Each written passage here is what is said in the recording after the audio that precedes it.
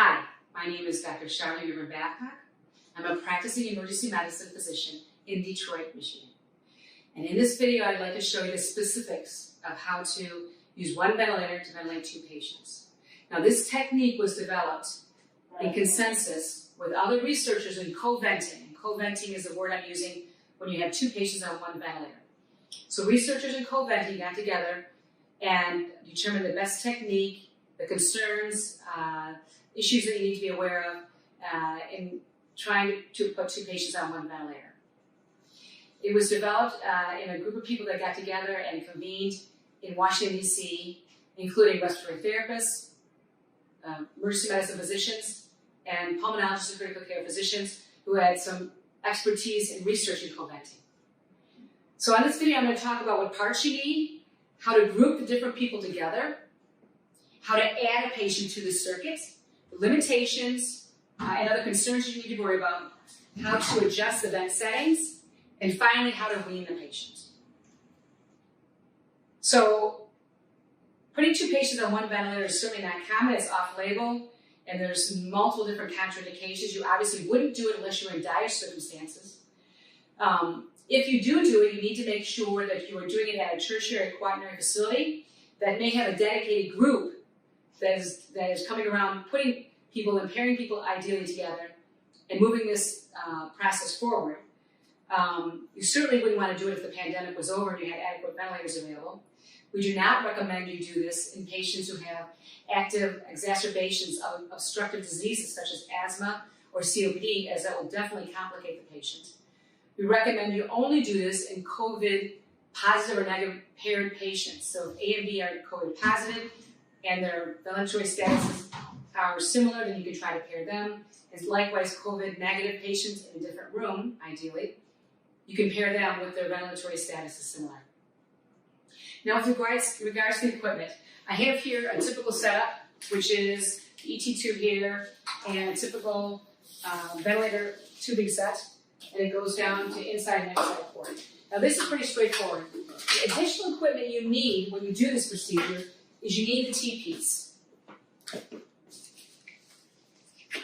So this is the T-piece, and you need the connectors. Okay.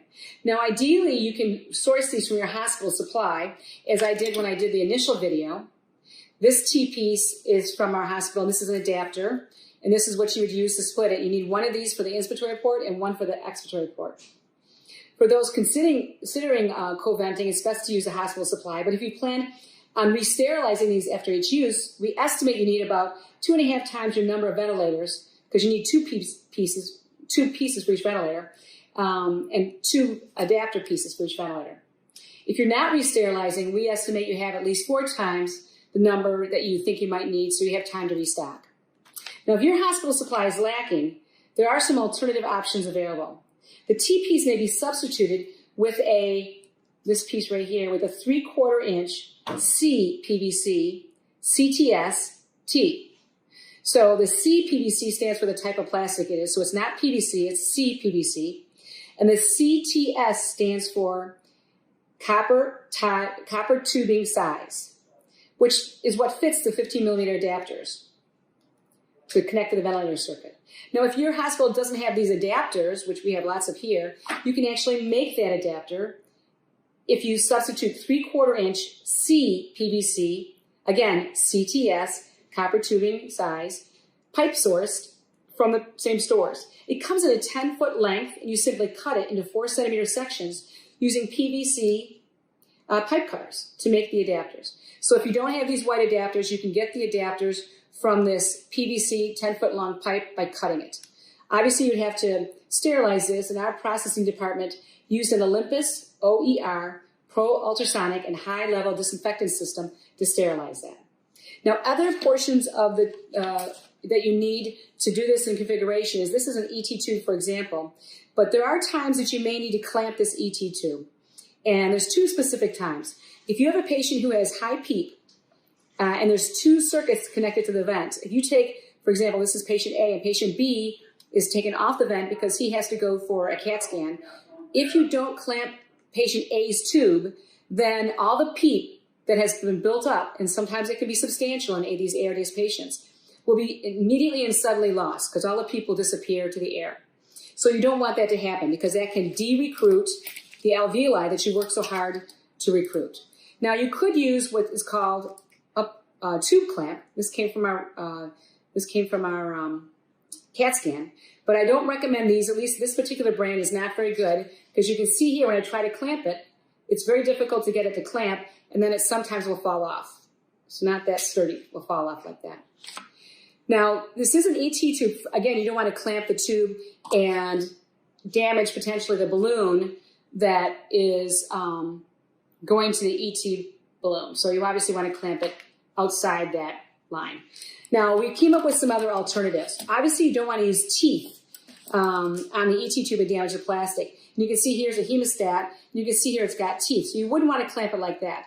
But you could clamp it on the other side. This side is smooth and won't damage the ET tube, so you could use it in this fashion.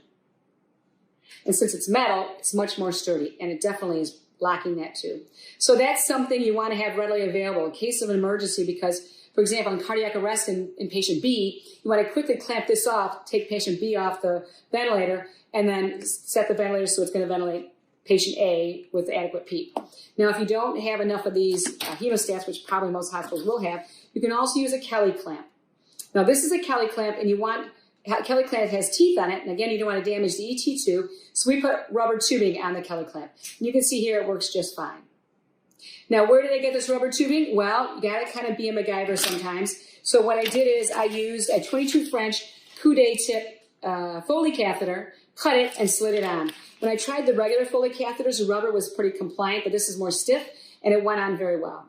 So that's the equipment you need. Now, when do you use these? When do you need to obstruct the ET tube? So there's two particular times. One, whenever there's a chance that the circuit could be exposed to air pressure in the room, which case you may de-recruit your alveoli. But the other thing is if you have two patients hooked up to the ventilator at the same time, being ventilated on pressure control, which is what we recommend, and you want to know what the tidal volume is going to one patient or the other patient. If you have a steady state system, the ventilator tells you what the volume is. So if you clamp one tube for 3 breaths, obviously the tidal volume will go down. You've already set the pressure, so that shouldn't change. But the change in volume on the ventilator is an estimation of the amount of volume that is going to the other patient, because that's what's only connected to the circuit. And if you subtract the total volume that you saw minus the amount going to the other patient, you have an estimation of what is going to patient A. So that's the reason why you can't put 2 tracheostomy patients on the same circuit, because you can't really clamp any tube coming out of the tracheostomy.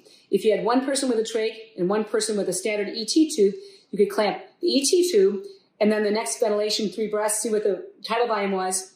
That would be an estimation going to the trach person, patient B, and you subtract the 2, and that gives you an estimation of what's going to patient A. So that's why it's very important to have these here. Now, along those lines, if you do take the patient off the ventilator, like, for example, if you're going to CAT scan, in addition to clamping both patients' tubes so you don't lose your PEEP, you do have to worry that when you pull this patient off, even if the other patient is clamped at the ET tube, for example, if this is patient A, patient B is going to CAT scan for a second, as soon as you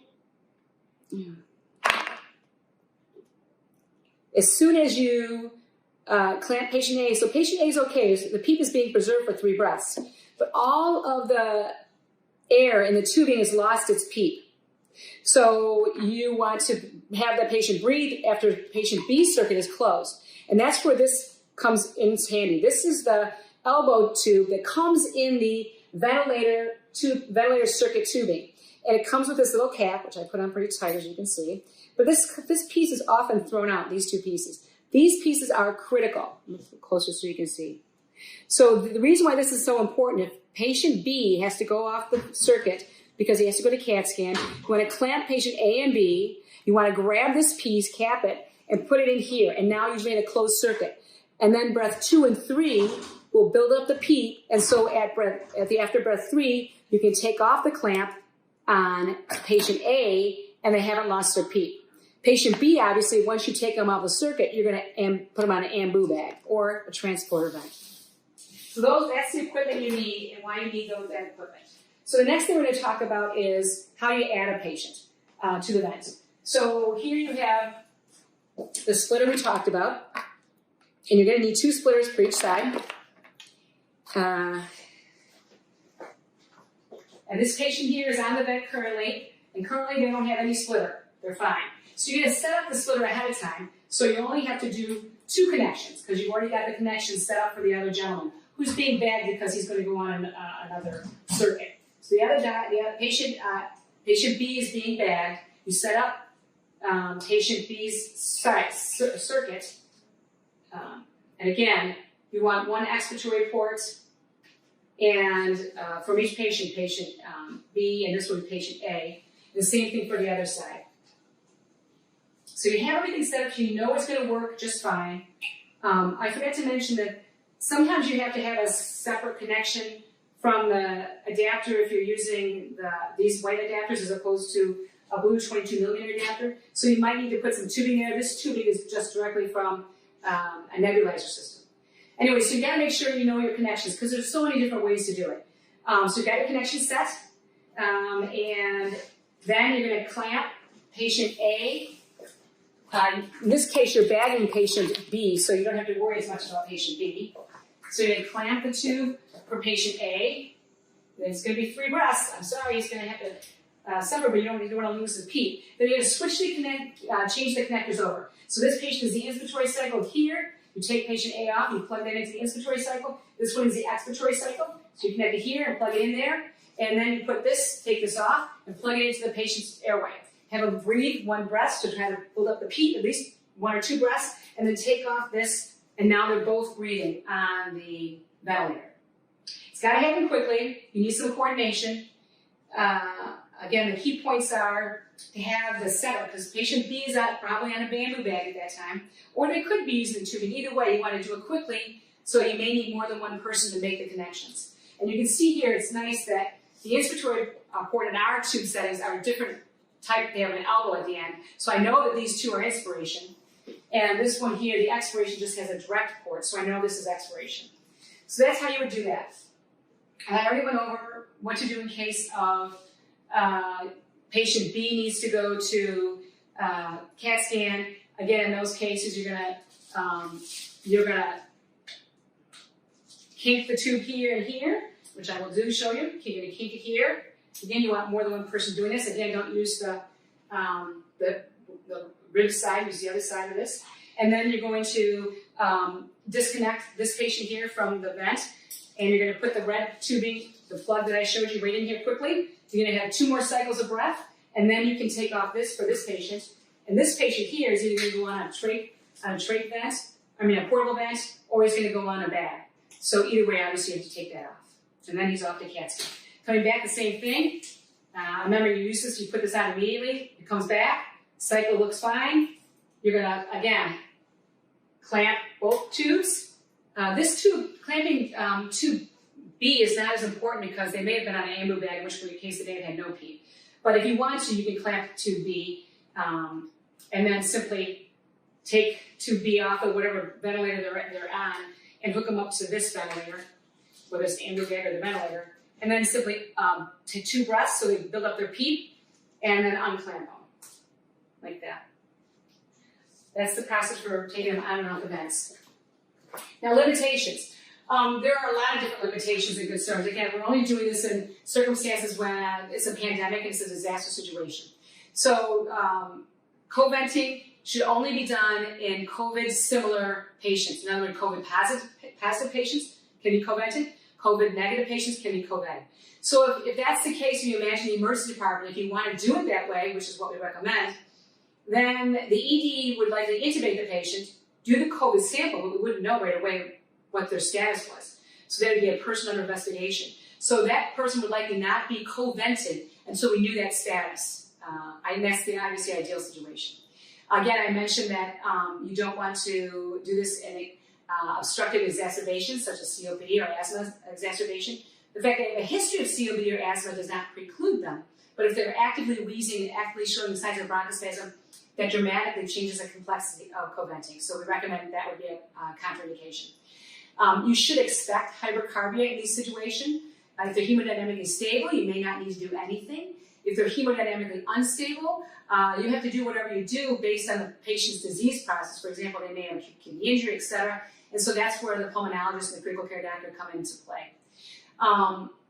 You can expect on occasion patient ventilatory asynchrony, and this may be due to inadequately sedated patients, and they're trying to initiate a breath, and they can't. In that case, you can cause further lung injury to both that patient and the co-vented patient. So how do you solve that problem? Well, if you identify that problem, you obviously want to sedate them, and you may need to paralyze them to rapidly get control of the situation so they don't get hurt. Now, dramatic changes in ventilator settings are discouraged. If the changes are necessary, change one parameter and only a little bit at a time. That's our recommendation. To avoid alveolar de-recruitment, again, make sure you clamp the ET tubes if they have a high peak so you don't lose the high peak whenever you need to take the other person and open them to air, like changing the filters or taking them to CAT scan, etc. Whenever the circuit is breached, again, make sure you use the clamp. And also, the addition of the clamp, it not only prevents de-recruitment of the alveoli, and also the loss of the peak, which is the cause of the de-recruitment of the alveoli, but also is likely a decreased infectious contamination or spread, especially like if you're changing a filter. So if you clamp the ET tube, you're not allowing anything to come out of that patient, which could potentially contaminate the space. So what about proning? Well, proning is only recommended in institutions that have experience doing proning, and it's only recommended in patients meeting the ARDS Berlin criteria. Now, there's two other things to think about. The complexities of the situation are substantial because you have so many tubes. We recommend you label everything, and one of the scientists at the consensus conference recommended color coding. Like patient A has everything red, and patient B has everything yellow, or whatever colors you want to pick. Maybe blue and yellow. But the point is, you want to label them well. Label the bed, label the tubing, label the IVs, so it's clear which tube belongs to which patient, because it can become quite complicated, especially with lots of IVs and these complicated tubes. One other thing, what do you do if you have two people on a vent and one suffers a cardiac arrest? Well, unfortunately, that may happen. In that situation, again, you're going to be stuck in a difficult situation. We typically take the person off the vent, and we typically begin to bag them and do CPR. Well, if that does happen, then again, you need your tools with you very quickly. You need the ET cap, which we're going to put on the Y tube of the vent circuit, and you need your clip so you can close off the ET tube so the other patient doesn't lose their peak. So one person suffers cardiac arrest, code red. First thing you do is clamp off the surviving patient's ET tube, and then you simply take this one off the circuit, put it on an ambu bag, put that on, let the vent cycle for 2 or 3 breaths, ideally 3, and at that point, the circuit is closed, and you can open this. In the meantime, somebody is bagging the cardiac arrest patient, doing CPR, doing whatever they need to do. Now, so how do you actually group these patients? Well, that's kind of an interesting thought. The way we envision it is we want to group them by similar disease processes. And remember, these will be at events, so you get a feel for what their end-tidal CO2 is, what their pressure control setting is in terms of the pressure control setting that's working for them. So this is a graph we came up with. It's got the group 2, 3, 4. Group 1 is really very mild disease. It's kind of just before we wean them, and the PEEP is low, like at 10, 5 to 10, and the pressure control is also low at about 20. Anyway, so these are the groups. So whatever group you put them into, if they get worse, they need to go to a group that has increased pressure control settings. And if they get better, they go backwards up towards 1, which is the weaning group, and then they go on to be weaned. So how does that happen? Well, it's hard to imagine, and I know it's going to take a lot of work, but they're going to be cohorted in groups of 2, so patients will get better or worse. And if you want to check that volume, how much volume you're actually delivering, you can always use chest excursion, which is the old-fashioned way, but you can also clamp one of the ET tubes so you get a feel for how much volume is going to each patient. And that's actually going to be a challenge, I think, for our pulmonary critical care physicians, but I have no doubt that they will meet that challenge.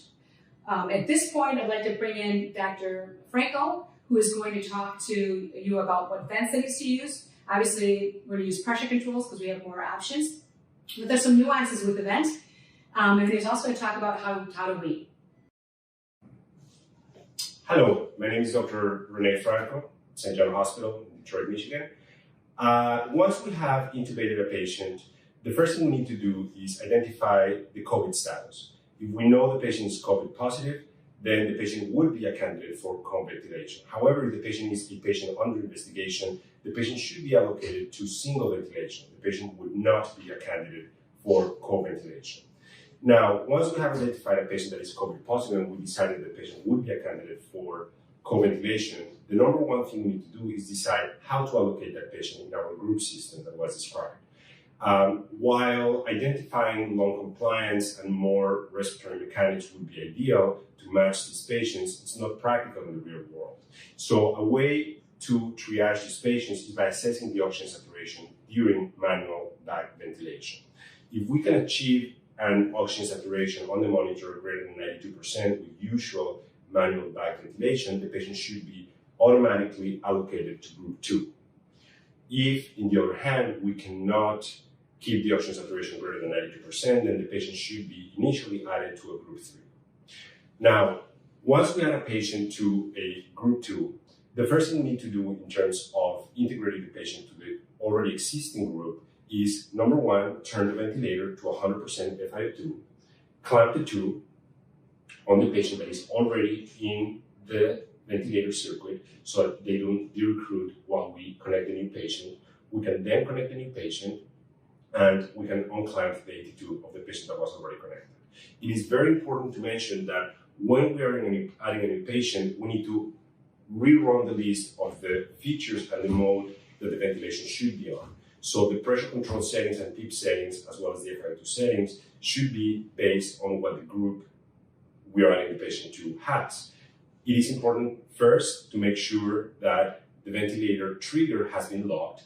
By doing that, we will prevent the new patient from triggering breaths and hyperventilating the patient that has already been connected to the group.